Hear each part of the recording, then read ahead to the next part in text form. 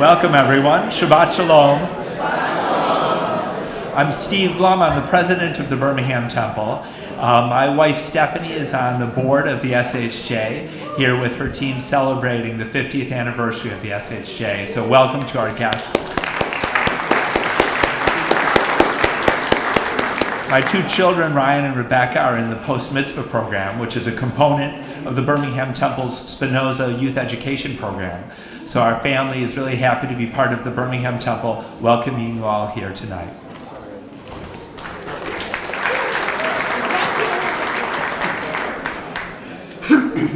Good evening, everybody. This is my official welcome to all of you to the Birmingham Temple, and the words that we always forget to say, Congregation for Humanistic Judaism, because we're the first. We like to put that out there, very clear for everyone to know who we are in this community. It's a delight to have all of you here tonight. Many of the things that you're going to be talking about are things that we are most concerned with. We heard a moment ago about the social justice. I want you to know that you're sitting in a sanctuary congregation, the first ever secular humanist organization to declare sanctuary.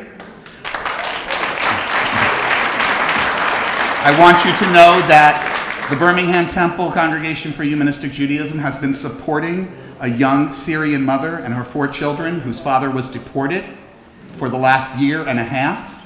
And without us, it would not have happened that they would be able to stay in this country. And I want you to know that all of this grows out of our humanistic values. We live our values every single day here, as each and every one of you do at your congregations. We are so proud to be the first, but we are more proud of being one among many. So thank you for allowing us to host this. Welcome to all of you. And we'll begin. Our service tonight will feature readers from our movement, beginning with Rabbi Miriam Jairus, Rabbi Jody Kornfeld, the president of the Association of Humanistic Rabbis, Rabbi Eva Goldfinger, Mary Raskin, whom you met earlier, Richard Logan, the president of the society, and Rabbi Frank Tamburello. And we will begin with the first reading. Arthur?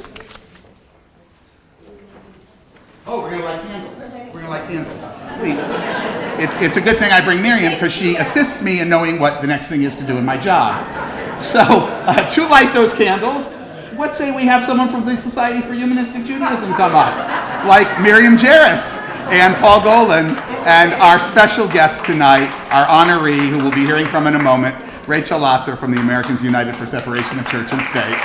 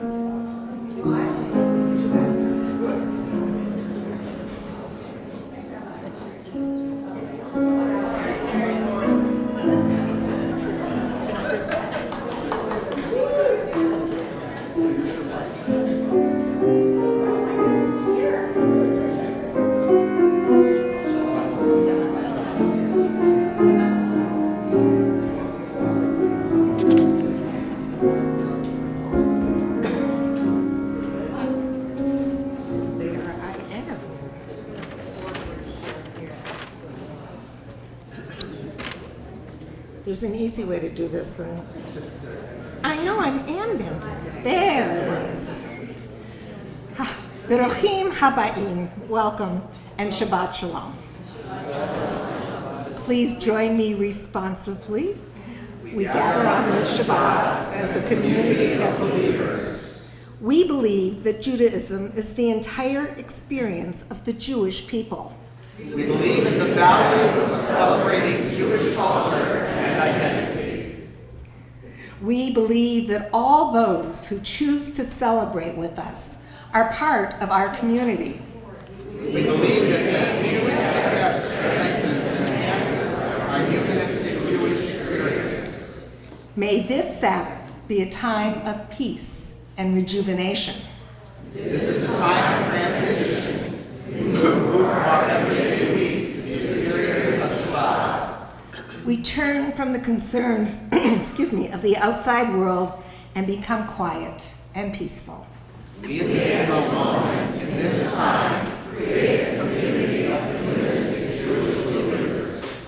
Let us pause and take note as we begin the journey of this Shabbat.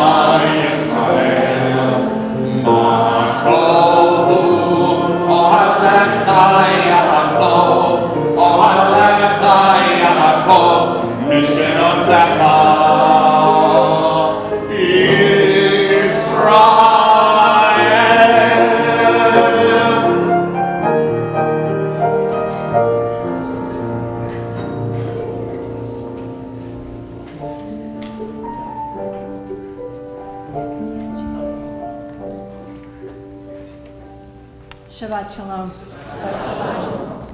When we meet each other on Shabbat, we think of Shalom, peace. It's right there in the greeting. Shabbat has always been a symbol of peace. Our ancestors called it a taste of the world to come. The peace that they sought to create on Shabbat teased them with hopes that such calm might one day prevail throughout the world. Perhaps it was just a fantasy, but it gave them comfort nonetheless. Today we understand that if we desire such a world, it must come through our own work. Perhaps Shabbat can remind us of that. Shabbat Shalom. May we all enjoy a Sabbath of peace.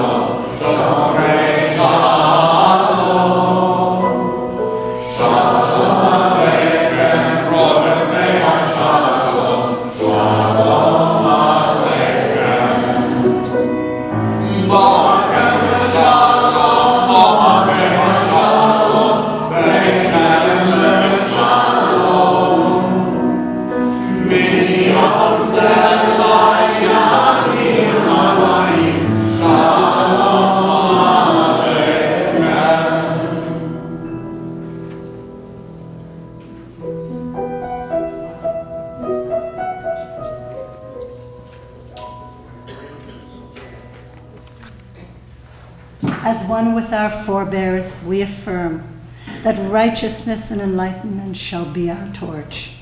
We shall live these values diligently. We shall teach these values diligently to our children all the days of our lives. We shall endeavor to live by these values in the comfort of our homes or on cold and windswept roads. Whether adversity bows our heads or fulfillment makes our spirits soar, our hands shall mete out justice to all, and our eyes shall be open to the light of truth. We shall emblazon our paths through life with this light as a beacon for all humanity.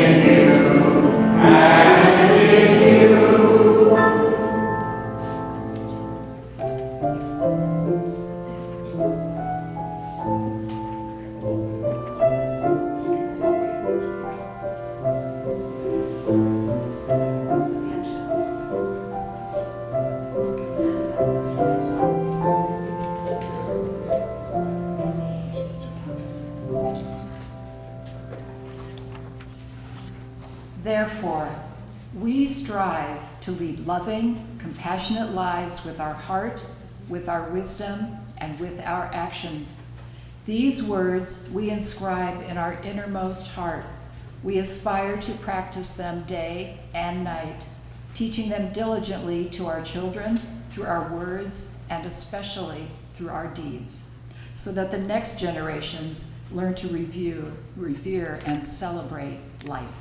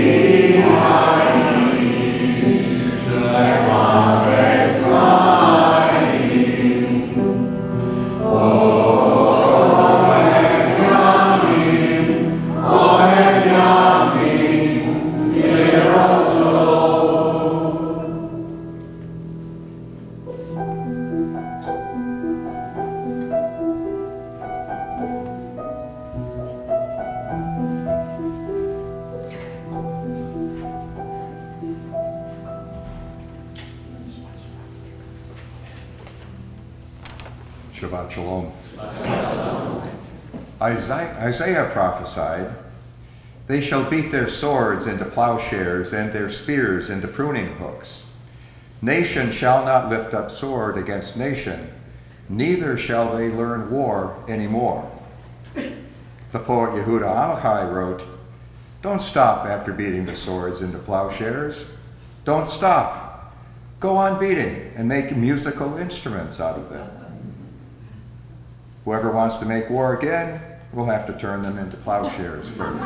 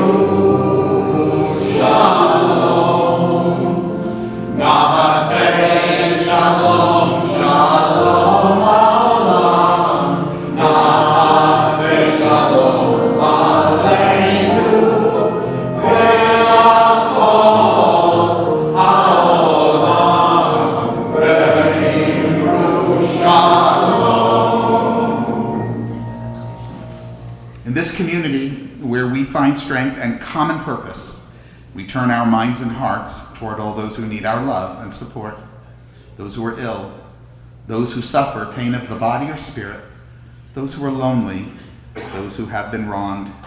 Tonight our well wishes are extended to these members of our community and their loved ones, to Lucille Arking, Russell Cruzan, CJ Elephant, Joe Gaydon, Philip Kaplan, Joy Schumacher, and Susan Winchell. If there's someone whom you're thinking about, whose name you'd like to share, who is ill or in need of our well wishes, we'll begin up here on the balcony. Please raise your hand. Murray Spillman. In the back. Donnie Wilbur. Anybody else up there? Down here on the right? Yes, Sandy. Alan Glassman. Jean. Betty Alou. Richard. Jennifer Kennedy Logan. Susan. Cheryl Briel. Did we miss anybody on this side here? In the back, anybody? Oh, Jeffrey. Shotzi Abraham. Anybody in the back? Shoshana Hoffman. Go ahead in the back. Norman Glickman.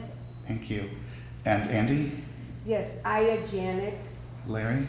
Sal Salson. Did we miss anybody else down here? Somebody next to Well, go ahead, just say the name. Susan Rubin. Thank you. Anybody over here? If I missed you, go ahead and say the name, because the lights are in my eyes and I don't want anybody to be missed. Susan Kandarian. Thank you. May all who suffer know that they are not alone. May they be healed quickly.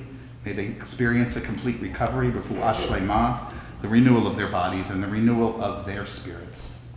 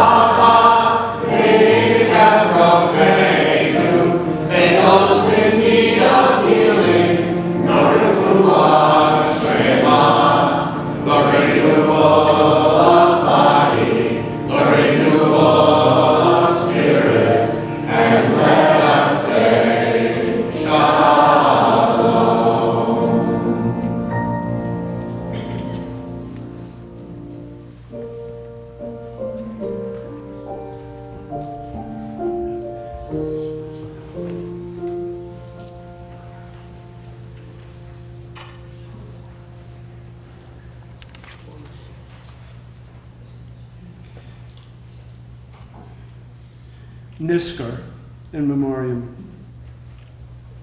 I got a promotion. I started to make the call. Then I remembered. I got sick and I didn't know what to do. I started to make the call. Then I remembered. I forgot what that Yiddish expression meant. I started a call. Then I remembered. I wanted your recipe. I started to call. Then I remembered. Good news, bad news, wisdom and guidance. I start to make the calls, but then I remember, you aren't out there. You aren't going to answer, but you're in my heart. I'll always remember.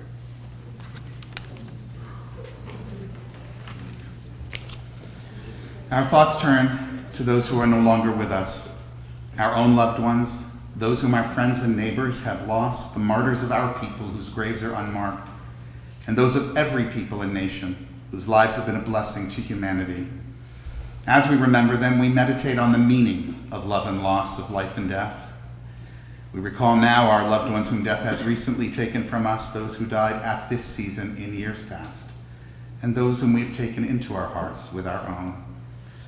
Tonight, we mourn the recent death of Robert Cipher, son of Ann Cipher, and we observe the yard sites of William Eisen, Lawrence Altman, Arthur Harold Blumberg, Dorothy Bluestein, Sheldon Bobrow, Rosalie Bieber Brown, Wallace Cherney, Julius Chupak, Max Ellenbogen, Morris Caden, Dora Glass, Fanny Gorin, Lila Breyer Liederman, Celia Meisner, Jack Miller, Bruce Mumbrew, Rita Muroff, Paul Rose, Ralph Sarkis, Michael Scala, Richard Slade, Lydia Bandy Slachter, Ben Stowicki, Samuel Sugarman, and Andre Zador. Again, as we did earlier for those who are ill, if there's someone whom you're remembering whose name you'd like to add to our list, we'll begin here on the balcony. Anybody here? Yes. Cousin Lois Glass, who died a week ago, and Reba Waslow, it's my mother's short site tonight. Condolences to you. Anybody else up here? Yes. Bert Simon. Anybody else? How about here? Yes, go ahead. Larry Rudner. Sandy. Sherwin Martin. Anybody else on this side? Eva? Tom Kennedy. Eva. Josephine Gibson. Oh, yes. Sarah Scott. Chudahomsky. Anybody else on this side? Pauline Riley. Thank you. And here? Rabbi Ed Klein. Oh, yes. Paul Yes. Bowler. Go ahead. Jack Harmon. Go ahead. Alan Tappan. And yes, sir. John Carroll Cox. And in the back? Leon Williams. And sitting right in front there? Judy Dalnick. Okay. Anybody else here on the balcony? Archie Krugman, it's my father's yard site. Thank you. Rob, Seth Blumberg. Bill Brinkman. did we miss anybody here at all? The recent murders a week ago of Christians that were Thank you. And over here, anybody? Esther? And anybody else that we missed? Yes, way in the back. Aaron Letterman, the second yard site. Did we miss anybody at all? At this time, it is our custom that if you wish to light a candle for any of these people or anyone whose memory you honor, you are invited to join me on the demo.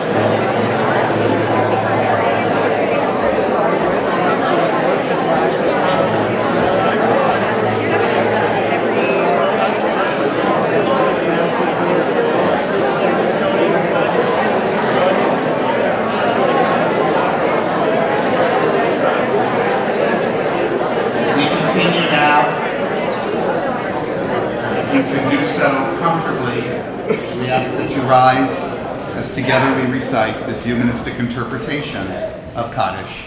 Together. Nit gadal v'nit kadash b'ruach ha'adam. Let us enhance and exalt ourselves in the spirit of humanity. Let us acclaim the preciousness of life. Let us show gratitude for life by approaching it with reverence. Let us embrace the whole world, even as we wrestle with its parts. Let us each in our own way take up our share in serving the world and seeking truth. May our commitment to life help us to strengthen healing of spirit and peace of mind. May healing and peace permeate and comfort the house of Israel and all those who dwell on earth. And let us say, Ken Yehi, may it be so. Please be seated. Just a note for those of you who are here from our congregation about what's coming up. Next week we will be observing Yom HaShoah together, and we will hear from Dr. Guy Stern, who is from the Holocaust Memorial Center. He's going to talk about the Ritchie brothers. These were the fellows like him who were refugees from Germany as young men and went back to fight the Nazis. So I hope that those of you who are here will join us for that very important talk and that very special occasion. And now we continue with our program for the evening. I am given the great honor of introducing not our speaker, but our introducer. And I'll take that honor, because it's a good one. We are so happy that Paul Golan became executive director of the Society for Humanistic Judaism. I'm proud that I was part of that process. For nearly 2 decades, Paul has dedicated his life to helping Jewish organizations and movements better understand what's happening in our Jewish community, whether it's intermarriage, engagement, disaffiliation, inclusion. He was for many years the associate director of Big Tent Judaism, Jewish Outreach Institute, and there he helped pioneer and refine many effective engagement techniques that he's brought to our movement through his incredible vision and his talents. He has been tireless in working for our movement, including the establishment, as we heard, those of us were in the room earlier, of the Jews for a Secular Democracy. Earlier this evening, Rachel Lazar was recognized as the first recipient of the Constitutional Defender Award. And I am proud to invite Paul up to tell us more about Rachel as we continue our evening together. Please welcome Paul Golan.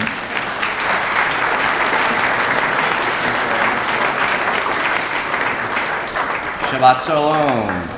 I'm now going to introduce the real introducer. No, I'm just kidding. I didn't know I was getting the whole thing. That's great. It's an honor for me to introduce Rachel Lazar, President and CEO of Americans United for Separation of Church and State. Americans United is an organization that I'm proud to be a member of, and that frankly I think all humanistic Jews and really all Jews should support, and here's why. So many of the societal issues we care about today directly relate to defending the wall between government and religion, from LGBTQ equality to reproductive rights to even climate change policy. And I'll let Rachel speak more about the specifics, but what I want to share is humanistic Judaism's connection to it. Humanistic Jews are a double minority. As Jews, we are part of a minority religious group. Only about 2% of Americans identify as Jewish. And as openly secular Americans, we are part of another minority, although a growing minority. Polls find that about a quarter of all Americans now don't identify with a religion. And that's a significant increase from just a decade ago.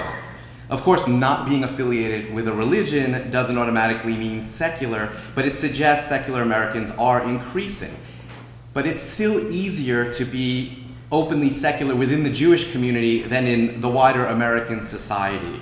Secular Americans have almost no representation in Congress, and openly secular people experience discrimination that seems to be on the rise. As recently as last week, the Court of Appeals in Washington, D.C. ruled that the chaplain of the U.S. House of Representatives can continue to bar atheists from delivering invocations.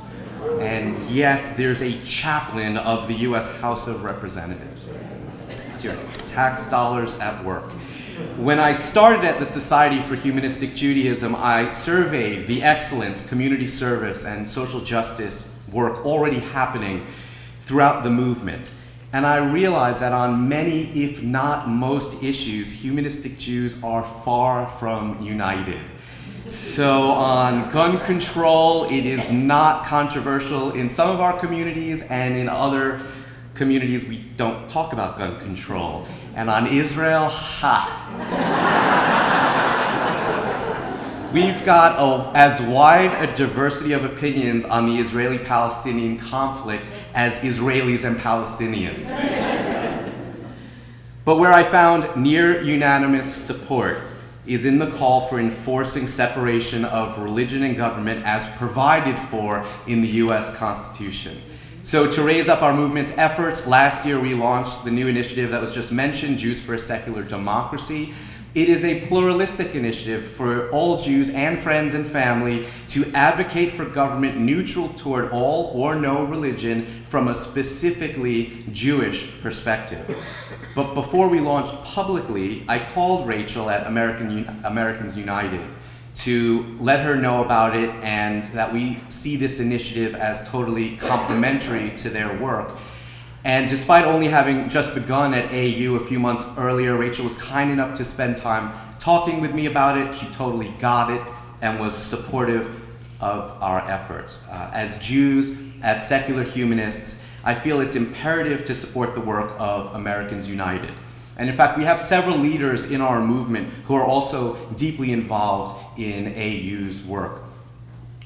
And that's the great thing about doing good. It's not a zero-sum game. For example, I'm a member of my local Humanistic Judaism congregation, and I support the Society for Humanistic Judaism, and I'm a member of Americans United. And I would never tell you what to do, but you should all do that too. It's been so impressive to watch from afar as Rachel has stepped up to the leadership role at Americans United at a time when the work of defending the separation of church and state has never been harder or more important. It's why earlier tonight the Society for Humanistic Judaism awarded Rachel with the inaugural Jews for a Secular Democracy Constitutional Defender Award.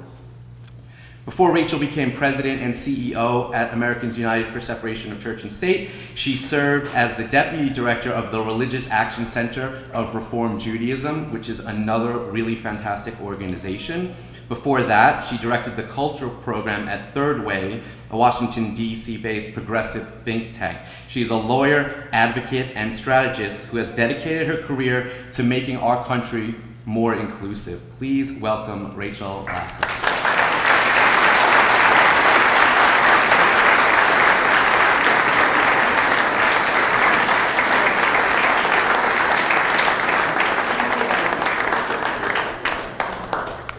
Shabbat Shalom.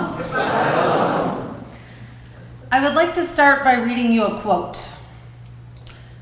"The right to believe or not believe is the most fundamental of freedoms. When religious liberty is denied or destroyed, we know that other freedoms, freedom of speech, of press, of assembly, and even democratic institutions themselves are imperiled." I know this is a tough one, but does anyone want to hazard a guess about who might have said this? Felix Frankfurter. Okay, no, but good guess. Anyone else? Thomas Jefferson, no, but he could have. Ronald Reagan. Not even Alexander Hamilton. These are Vice President Pence's remarks at the U.S. State Department's Ministerial to Advance Religious Freedom from last July. These words sound fine, right? He's recognizing non-theists, he's acknowledging the importance of religious freedom to democracy. We agree. Less surprising is how Pence's speech ends, with a declaration that belief in God is what gives America freedom. Quote, "For as the Bible tells us, where the Spirit of the Lord is, there is liberty. So freedom always wins when faith in Him is held high. May God bless you and your nations, and may God bless the United States of America." The story I want to tell tonight is about the clever strategy that the religious right and the highest level government officials are using to co-opt the term religious freedom to advance their political agenda. It's about the rhetoric not matching the reality. It's an ugly story about the politicization of one of America's most sacred principles and the use of it to discriminate and hurt people.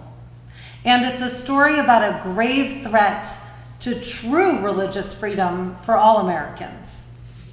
First, because it's so easy to take it for granted and misunderstood in today's political climate, I'll spend a little time reminding us why religious freedom is such an essential right and why you can't have it without the separation of religion and government.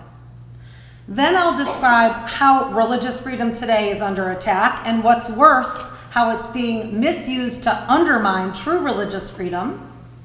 And finally, I'll talk about the national movement we need to build in order to safeguard religious freedom for generations to come, and how you can be part of it.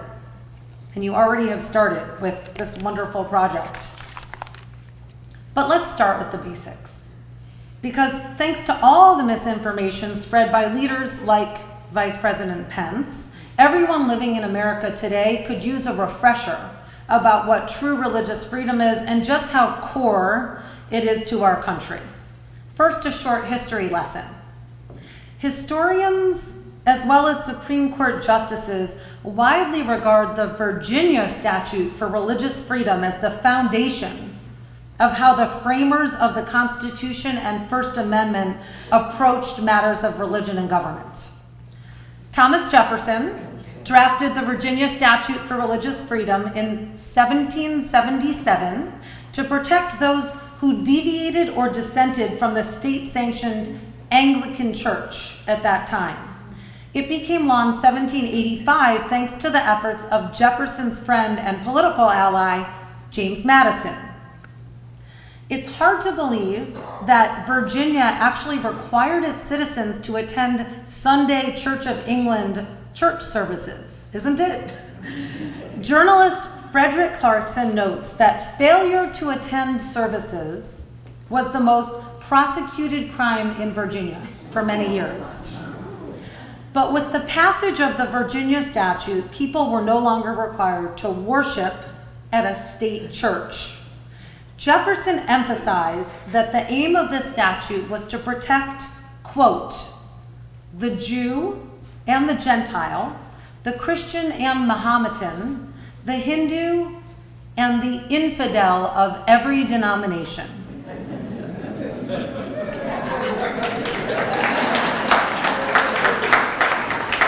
Take a minute to think about how radical that idea was in 1785. But it's also important to understand that it wasn't entirely selfless. Jefferson includes the Gentile and the Christian in his list of who the religious freedom law was designed to protect. Back in that day, it was well understood that religious freedom was key to protecting and even strengthening all beliefs, including mainstream Christianity. As Roger Williams, the Baptist theologian who founded Rhode Island in 1636 as the first colony with separation of church and state, famously said, "Forced worship stinks in the nostrils of God." In other words, religious freedom allows people to come to their beliefs themselves instead of being coerced, and our founders got that. So religious freedom exists to protect all of us. Here's what I think religious freedom means. We all should have the freedom to be religious, not to be religious, to change our belief system over the course of our lifetime, or to practice whatever religion we want in whatever way we want, so long as we aren't harming others. Religious freedom recognizes that our choices around religion are so deeply personal that for many of us they shape our core identities and at least one of our core communities. It acknowledges that people's religious or non-religious identities can be so powerful that some are even willing to die to preserve them. Religious freedom is key to America's commitment to diversity. In this case, our embrace of the thousands of religions practiced across our shores. America would not be America without it. I will add that for me personally as a Jew, as I imagine for many of you too, America's commitment to religious freedom is crucial to feeling secure. It gives me and my family a feeling of equal belonging and affords us equal opportunity. It has enabled me to do so many things that I take for granted. Basic things like sending my kids to public school without fearing that they will be taught a religion that is not our family's, raising my kids to be part of a Jewish community, among other communities, and being eligible for even the highest level of government jobs, just like my Christian neighbors. America's commitment to religious freedom also enabled my relatives, as I imagine many of yours, to flee religious persecution, rebuild their lives here, and even thrive. And let's also pause to remember that separating religion and government is the linchpin of religious freedom. When the Founding Fathers wrote the First Amendment, they baked church-state separation right into it. Sheila read earlier, actually, from Jefferson's letter in 1802 to the Danbury Baptists, but I'll read it again. I contemplate with sovereign reverence that act of the whole American people which declared that their legislature should, quote, First Amendment, make no law respecting an establishment of religion or prohibiting the free exercise thereof, thus building a wall of separation between church and state. As you just heard, the First Amendment has two religion clauses, the Establishment Clause and the Free Exercise Clause, and they work together to protect religious freedom.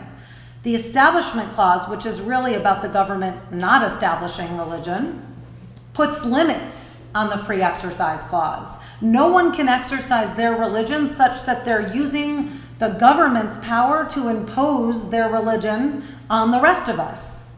The Establishment Clause prohibits the government from endorsing or disparaging any one religion over another or religion over non-religion in order to protect your and my religious freedom.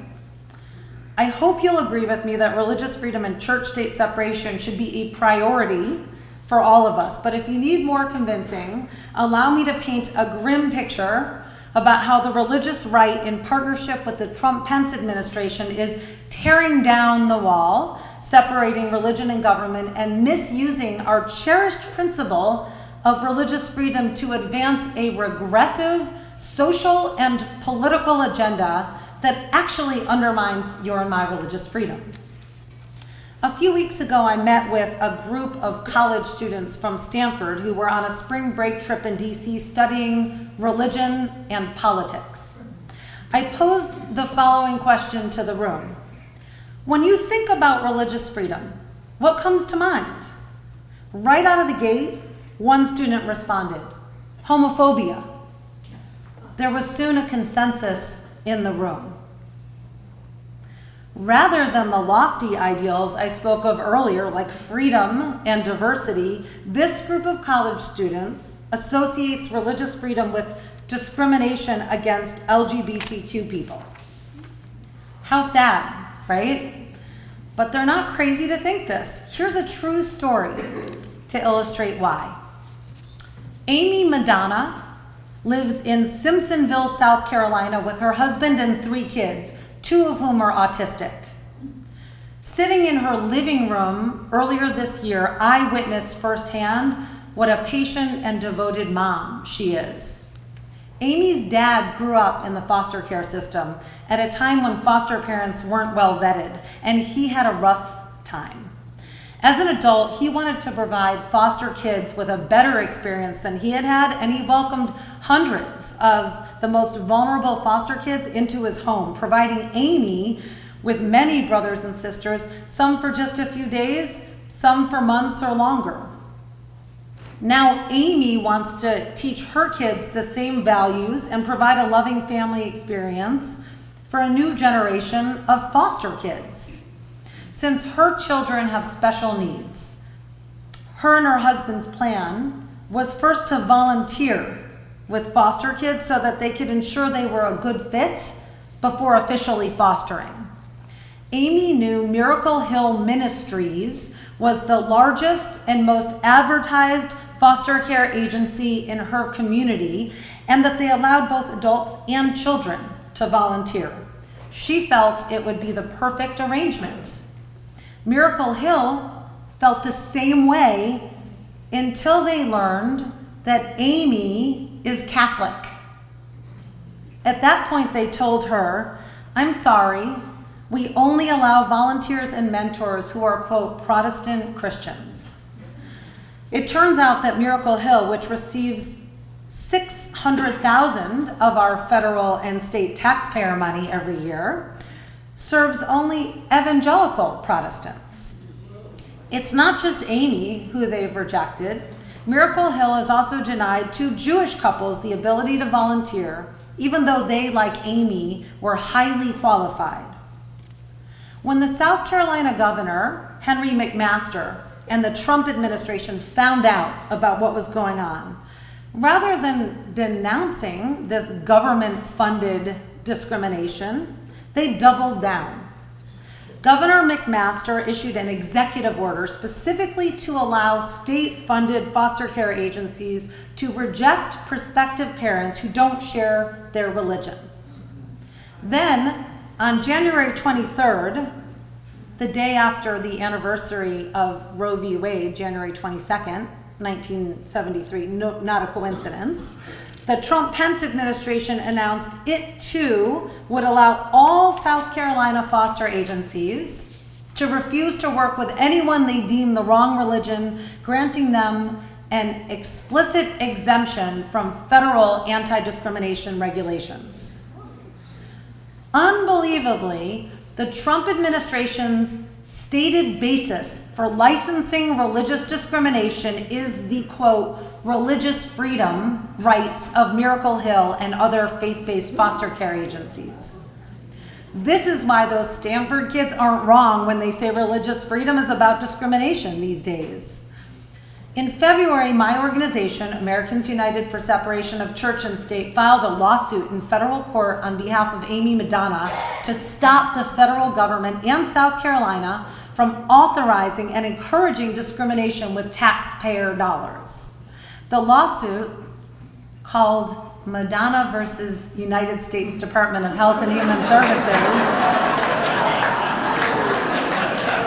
alleges that permitting governmental discrimination based on religion violates the First Amendment's religious freedom protections.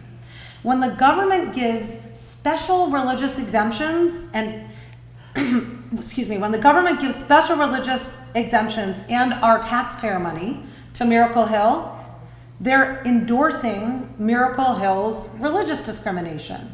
The government should never be in the business of endorsing the belief that only evangelical Protestants can make good foster parents. And the government should not sanction the use of religion to cause harm to others, because forcing someone to bear the cost of someone else's religion is giving special treatment to one set of religious beliefs over others. At Americans United, we like to say it this way: religious freedom should be a shield that protects people, not a sword to harm others and discriminate. In this case, the government is misusing religious freedom to cause unmistakable and grave harm on so many fronts. There's harm to prospective parents like Amy, who are being discriminated against and turned away based solely on being the wrong religion. There's harm to the more than 5,000 kids in foster care in South Carolina who have a lesser chance of finding a permanent home. And there's harm to the kids placed by these agencies in homes where evangelical Christianity is imposed on them, whether they share the faith or not.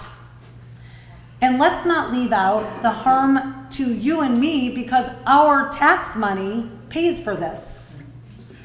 I know I'm preaching to the choir when I tell you that President Trump and Vice President Pence are pandering to far-right evangelical Christians and their political agenda because they form the base of their voting bloc.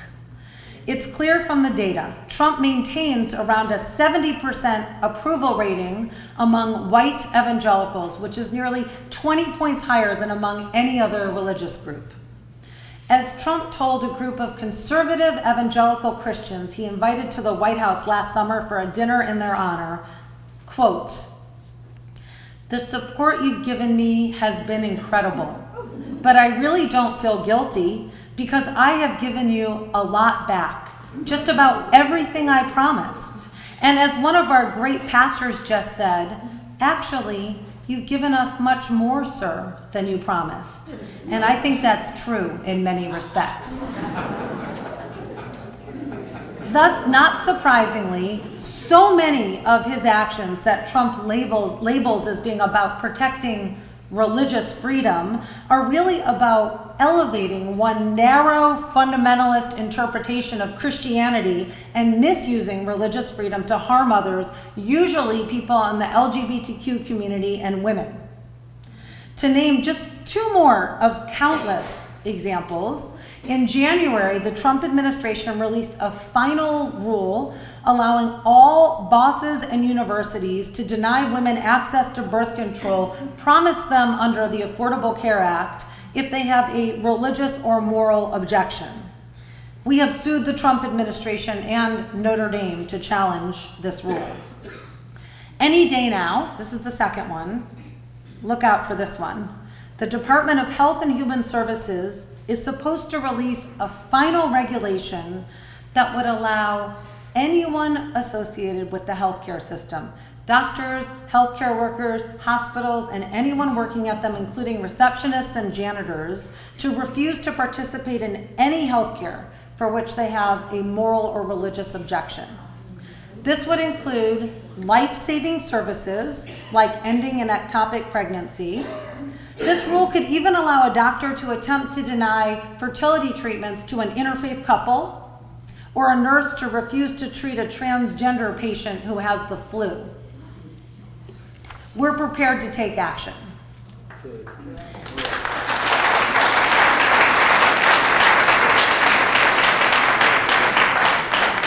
And this is not just happening in the administration. There's also a full frontal campaign taking place in state legislatures across the country to codify a far-right evangelical Christian nation and allow discrimination in the name of religious freedom. And it's called Project Blitz. Backed by 3 religious right groups, Project Blitz's strategy is to pass an increasingly ambitious set of laws in states, starting with ones that are harder to prevent from going through, like requiring prominently displaying "In God We Trust" in public schools and teaching Bible classes in public schools, and eventually escalating to laws that would permit religion to be used to discriminate. Project Blitz's 150-page playbook, replete with 21 model bills, strategy, and messaging guidance, was distributed to more than 800 state legislators across America in 2018. So together, Trump, Pence, and their emboldened allies are weaponizing religious freedom and turning what is supposed to be a shield that protects us into a sword that harms people and stops social progress. And it is robbing you and me of our religious freedom. Is your blood pressure elevated yet? It should be. The million-dollar question is, what can we do about this? Americans United's board and senior staff have spent this past year thinking hard about this question, and I'm excited to share some of our thinking here publicly for the first time.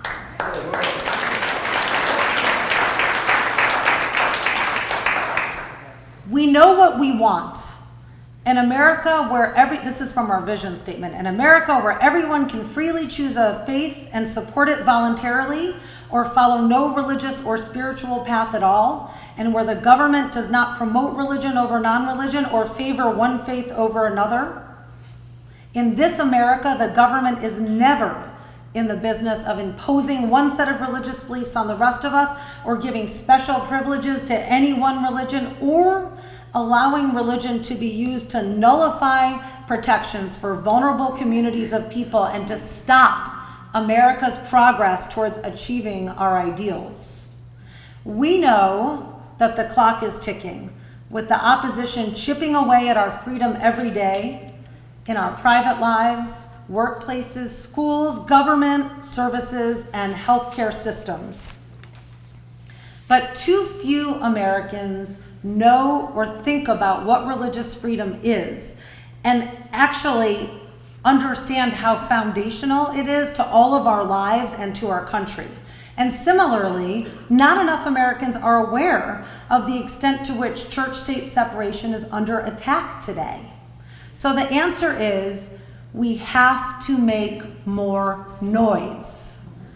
We have to remind people about the importance of church-state separation, take back the meaning of true religious freedom, become more visible, and ignite a national movement that insists on separating religion and government. Yes, we need to continue to sue in court and to shape public policy in Congress and across the states, and Americans United will never stop doing this with your help.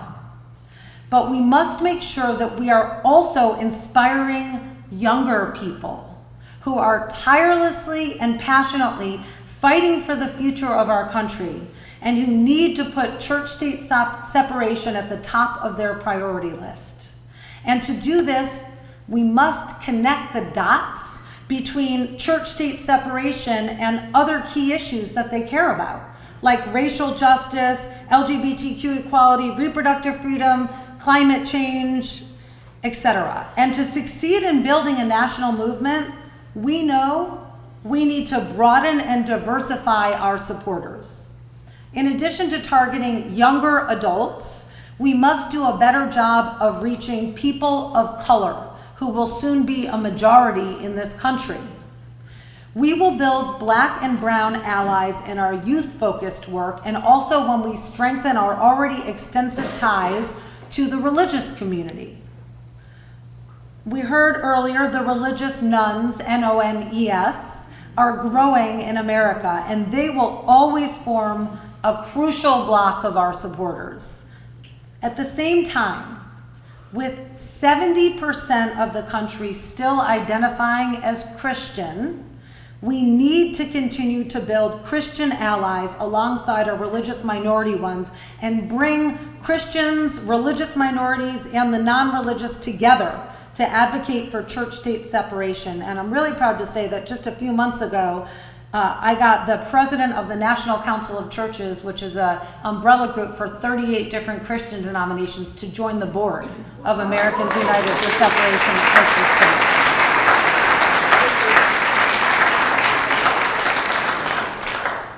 We must not let our opponents' false claim that we are anti-religion continue to cost us support or scare our faith allies away from proudly standing with us.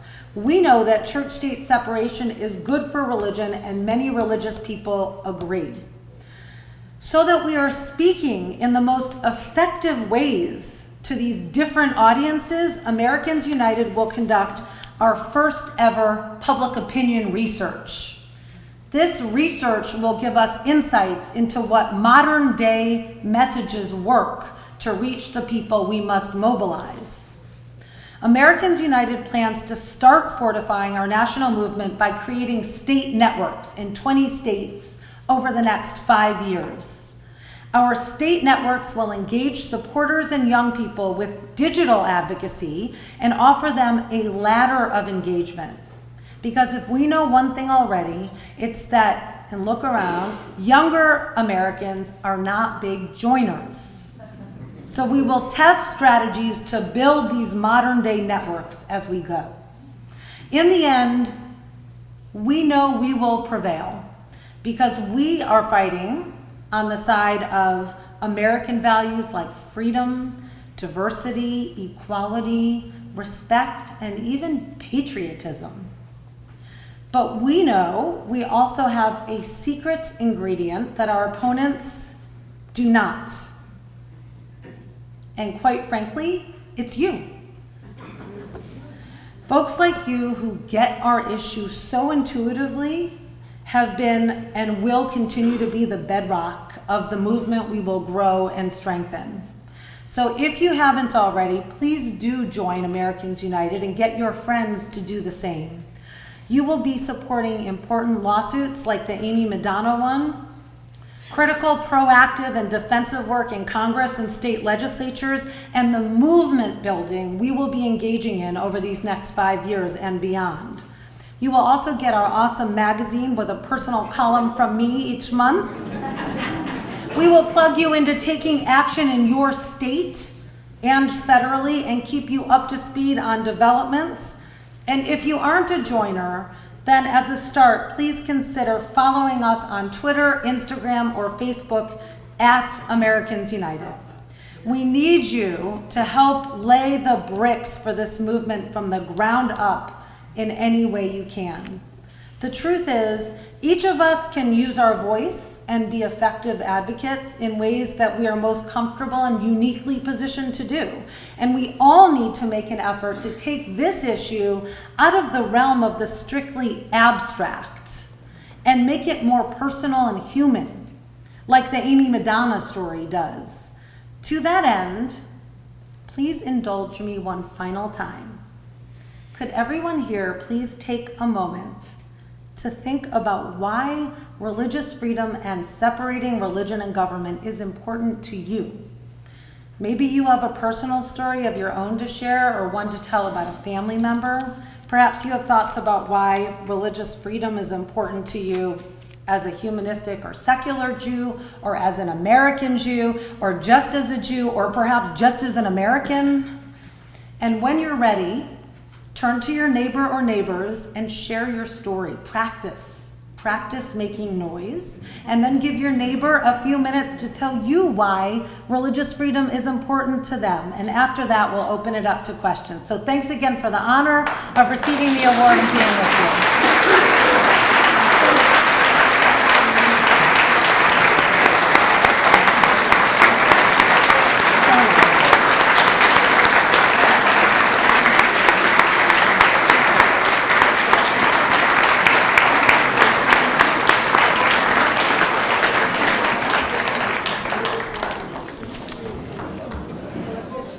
We're going to give you all a few moments to do just that.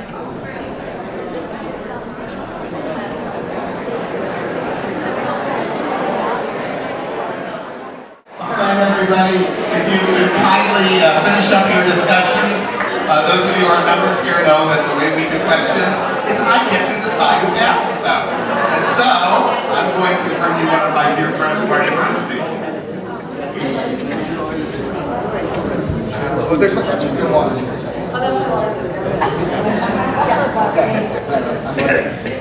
So I want to share with you something that to build on what you just talked about. I want to take South Carolina and bring you right here to Michigan. So last year, the Republican legislature passed a law that said that Catholic adoption agencies could use freedom of religion as a way to deny LGBTQ families who wanted to adopt. In November, we had an election here, and we got a new Attorney General, who was an attorney who won the same-sex case in the U.S. Supreme Court, Dana Nessel. And one of the first things that she has gone after is this unfair, unconstitutional law. And she is now being accused of being anti-Catholic. So this is, using it as a sword. And you tell the Amy Madonna story, Yeah. anyone who says that. We have a question over here. Hi Rachel, really great to hear what the AU is doing. We had worked with them in Seattle and really had a good experience. And I'm really glad to hear about the work that you're doing to expand the movement. And the question that I have is, there are other organizations like Secular Coalition of America, Society, there's many others. How is that movement being collaborated so that we are working lockstep with each other? Because we're going to be stronger together, just like you're with the Church of Council. Agreed. So one of the most exciting things that I've gotten to do since I started at Americans United was when we first learned about Project Blitz, which was really just, I've been there a year and change. Really just like a year ago, right away, Frederick Clarkson broke this story about Project Blitz. No one knew, it was totally under the radar. And the question was, what should we do? And clearly the thing to do is to form the broad coalition of Americans United for separation of church and state to fight this Christian nationalist effort. And so in our conference room, it was so exciting at Americans United, we brought everyone together, the broadest based coalition. Here's who was sitting in our conference room: Secular Coalition for America, American Atheists, National Council of Churches, the Presbyterians, the Episcopalians, the Methodists, ACLU, NARAL Pro-Choice America, the Human Rights Campaign, the National Women's Law Center, and some of the religious minority denominations as well. Everyone came together to say, we all have a stake in this battle, and we formed a couple of things. We formed 2 listservs so that we keep everyone informed in this coalition, so that we can all use our voices together. And the other thing that we did, which is really powerful for lobbying in state legislatures on these Project Blitz bills, is we created a sign-on letter that was meant to show, and it pointed out that these first stage Project Blitz bills that you all would obviously recognize as being problematic, but a lot of progressives don't, like In God We Trust in schools and Bible classes, are part of a larger Christian nationalism effort, and here's what it looks like, and here's who's behind it, and this is signed by everyone in that room, all of those groups. So now our advocates like you can bring that letter to state legislators and say, look who's opposed to this, all of us. So that is just one example, but we work together all the time. Yeah, really important. Well, what else we got? Okay.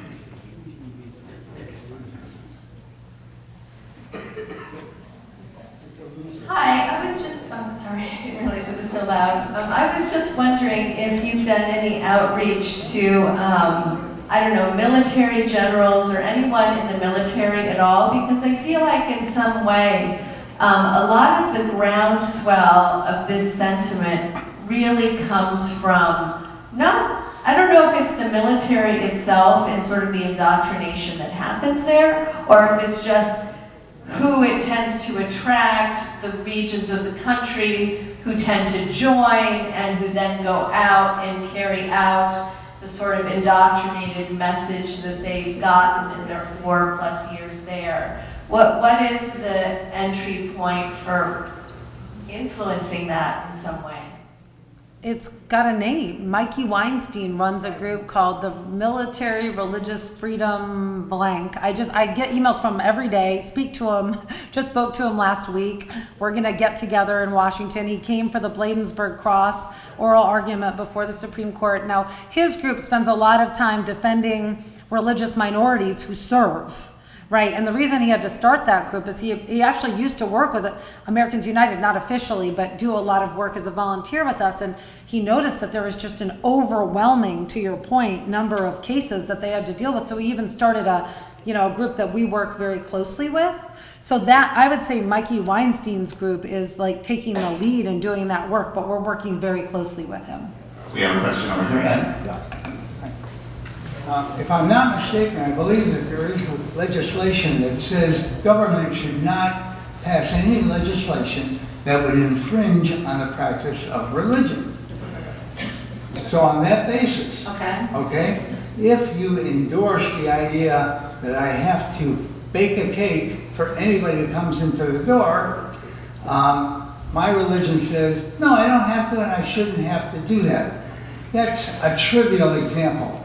But how about if a physician finds abortion abhorrent and you're going to, in a way, insist that he engage in abortion or terminate a pregnancy, even though it goes to his very kernel of his moral beliefs. I mean, I think that's, you painted a picture, you've given us the view, there's nothing that you said that I object to, but I do think that there are some limits to freedom. Look, this is a very complex area. I agree. I will say this, though, that a distinction that I would make is no one really wants a doctor to operate on them who is vehemently opposed to what they're going to do. I mean, there are medical and safety concerns that are involved in that case, versus if you're turning away people from getting wedding cakes based on their sexual orientation. When you live in a state that has passed an anti-discrimination law specifically to protect LGBTQ people and couples, then if the government is giving you an exemption from that law, they are giving you and your religion special privileges. So that isn't acceptable.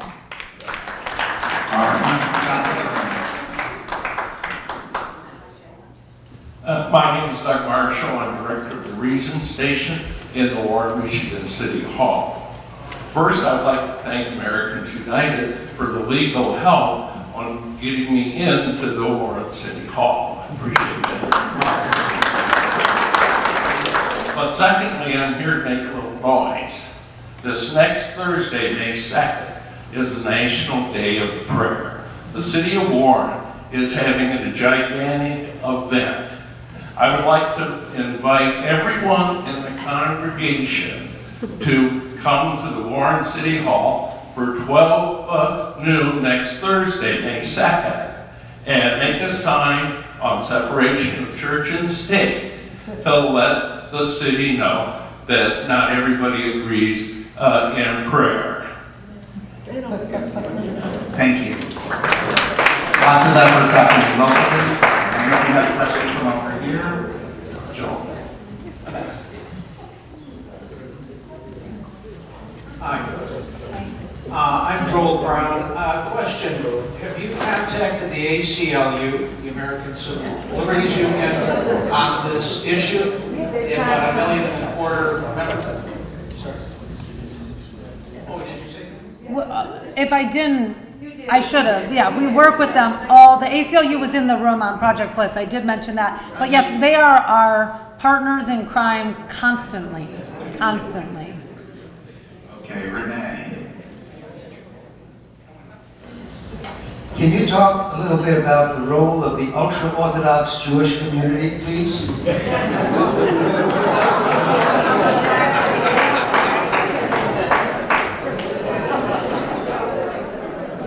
The ultra-Orthodox Jewish community, and in fact the Union of Orthodox Jews, as represented by Nathan Diamond in Washington, is the only denomination of Judaism that sides not always, but pretty consistently with the religious right these days.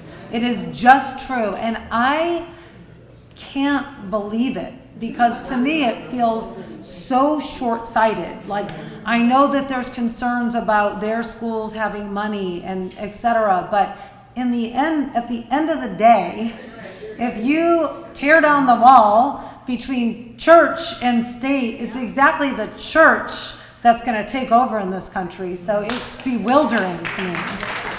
Bewildering. We have time for one last question. Patty. It's about the Blitz. Is there some way, I don't know if it's your listserv or whatever, but some way that we here in Michigan could be informed if something's coming up in our legislature so that we need to take action? I promise you that if you join Americans United, I promise you we will be keeping you informed. That's exactly one of the things that we do. If I'm not mistaken, AmericansUnited.org? AU.org.